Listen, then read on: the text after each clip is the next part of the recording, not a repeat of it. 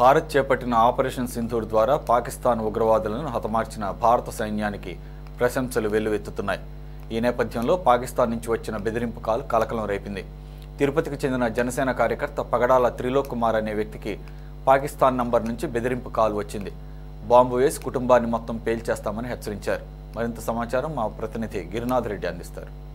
ఉగ్ర దాడి అనంతరం కూడా సరే భారత సైన్యం మెరుపు దాడులు నిన్న నైట్ సంధించిన పరిస్థితి అయితే ఉంది. దాదాపు 80 మంది ఉగ్రవాదులను కూడా హతమార్చిన పరిస్థితి అయితే ఉంది. అయితే ఇదంతా నిన్న నైట్ జరిగినప్పుడు కూడా సరే ఇవాళ ఉదయం పవిత్ర పుణ్యక్షేత్రమైన తిరుపతిలో మాత్రం ఒక వ్యక్తికి అయితే ఒక ఫోన్ కాల్ అయితే వచ్చిన పరిస్థితి అయితే ఉంది. త్రిలోక్ అనే వ్యక్తికి, అతను ఎన్జిఓస్ కాలనీలో నివాసం ఉంటున్నా. అయితే త్రిలోక్ అనే వ్యక్తికి అయితే ఉగ్రవాదుల సమస్య నుంచి ఏదైతే కాల్ అయితే వచ్చిన పరిస్థితి అయితే ఉంది. తమ ఇంటిని పేల్చేస్తాం అంటూ కూడా సరే అతనికి ఒక వాట్సాప్ కాల్ అయితే చేసిన పరిస్థితి అయితే. ప్రస్తుతం మనతో త్రిలోక్ గారు ఉన్నారు. ఇంత మరి తెలుసుకుందాం. సార్ చెప్పండి సార్, అసలు ఎలాంటి కాల్ వచ్చింది, ఏ టైంలో వచ్చిందండి? సార్ 10:25 వచ్చింది మార్నింగ్. అంతే వాళ్ళు పేర్లన్నీ చెప్పడం జరిగింది, కుటుంబ సభ్యుల పేర్లు. మామూలుగానే ఏదో డబ్బులు ఇవి మోసగాళ్ళ కాల్ అట్లాంటివి అనుకున్నాను. డిజిటల్ అరెస్టులు అవి ఇవి ఉంటాను. కొంచెం ఓపెన్ చేసి చూస్తే అతని స్వరం గట్టిగా ఉంటుంది. నేను కొంచెం గట్టిగానే తిరుక్కున్నాను. చూస్తే ఇంటర్నేషనల్ పాకిస్తాన్ కాలం ఉంది. సరే ఇది ఏదోలే మామూలే అనుకున్నాను. కానీ అతను మాట నేను గట్టిగా ధీటుగా బదిలిచ్చాను, నీ వల్ల ఏం చేసుకో అన్నట్టు మాట్లాడాను. వాస్తవం నేను డబ్బుల కోసం ఏదో ఫేక్ కాల్ అనుకున్నాను. కానీ అతను టక్కని తిరుక్కొని బాంబులు వేసాం 5 నిమిషాలు మీరంతా చచ్చిపోతారు అనడంతో మేము కూడా ఒక 9 పంపించామన్నట్టు నేను గట్టిగానే ధీటుగానే సమాధానం చెప్పడం జరిగింది. ఎంత అయిపోయిన తర్వాత అతను ఫోన్ కట్ చేశాడు. కట్ చేసిన తర్వాత ఒక 2 నిమిషాల తర్వాత చూస్తే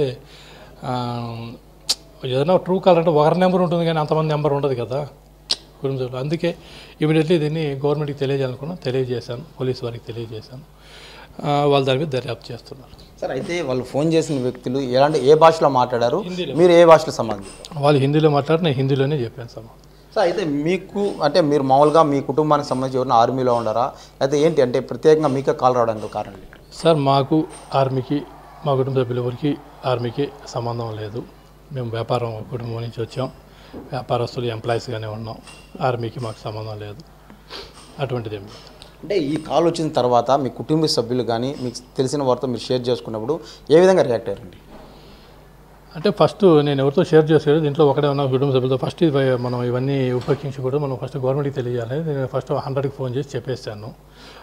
వాళ్ళు వచ్చి విచారించుకొని మొత్తం చూసుకొని వెళ్ళిపోయారు. ఆడికి అయిపోయింది, ఫినిష్, అంతే అండి, అంతకుమించి ఇంకేం లేదు. అంటే మీరు పోలీసులు ఎట్టా కాల్ చేశారా లేదా డైరెక్ట్గా కంప్లైంట్ చేశారా? అంటే వాళ్ళు ఏ భాష మాట్లాడినప్పుడు మీరు మాట్లాడినప్పుడు ఎలాంటి సంభాషణ జరిగింది మీ మధ్యన? అసలు 100కి కాల్ చేశానండి, వచ్చారు. వాళ్ళ దగ్గర మాట్లాడినప్పుడు వాళ్ళు మా పేర్లు చెప్పడం, అతను కొంచెం ఇదిగా తేడాగా మాట్లాడడం, ఈ దబాయించినట్టు మాట్లాడడం ఉండింది. మీరేం చేస్తారో నాకు తెలుసు, మిమ్మల్ని ఏం చేస్తామో నాకు తెలుసు, అది హమారా కా సబ్ కుచ్ పతా హే మేరా కా మాలూమ్ హై, అది ఇదే మాట్లాడడం. నాకు హిందీ వచ్చు కాబట్టి నేను ధీటుగా ఒకవేళ హిందీ రాకపోతే ఏ బాధ లేదు, నాకు అర్థం కాకుండా కట్ చేసి పెట్టేసి ఉంటాం, గమనం అయిపోయింది. అంటే దీని మీద పోలీసు ఫిర్యాదు చేసినాక పోలీసులు ఎలాంటి భరోసా ఇచ్చారు మీకు? దాని మీద ఏమైనా ఎఫ్ఐఆర్ ఫైల్ అయిందా లేదు ఇప్పటివరకు?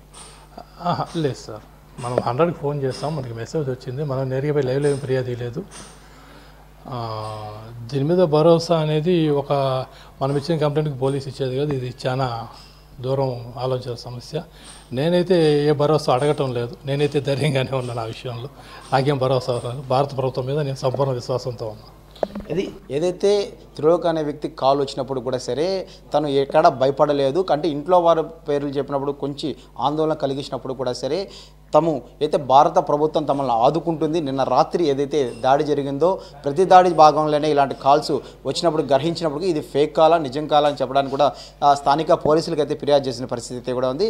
అయితే తను ఎక్కడా భయపడలేదు, ఎందుకంటే భారత సైన్యం తనకి సపోర్ట్గా ఉంది అంటూ కూడా సరే త్రిలోక్ గారు చెప్తున్న పరిస్థితి ప్రస్తుతం తిరుపతిలో ఉంది. కెమెరామ్యాన్ యశ్వత్, గిరి, సిటీ 24 న్యూస్, తిరుపతి.